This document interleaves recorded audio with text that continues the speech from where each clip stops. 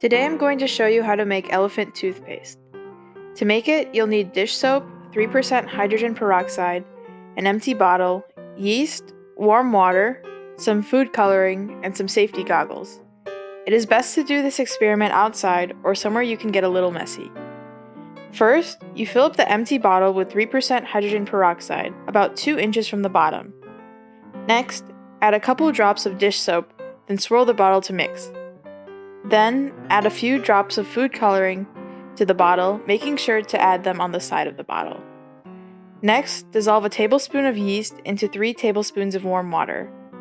Finally, once the yeast is dissolved and you're ready, add in the yeast mixture to the bottle and stand back.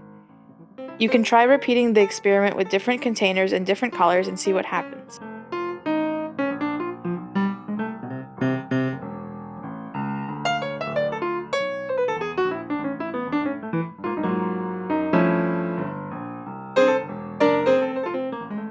Elephant toothpaste is cool and all, but how does it work? Well, the chemical formula for hydrogen peroxide is H2O2. When the hydrogen peroxide comes in contact with the yeast, it starts breaking down into water and oxygen. It starts to break down because yeast contains an enzyme, catalase, that acts as a catalyst for the reaction, making it start.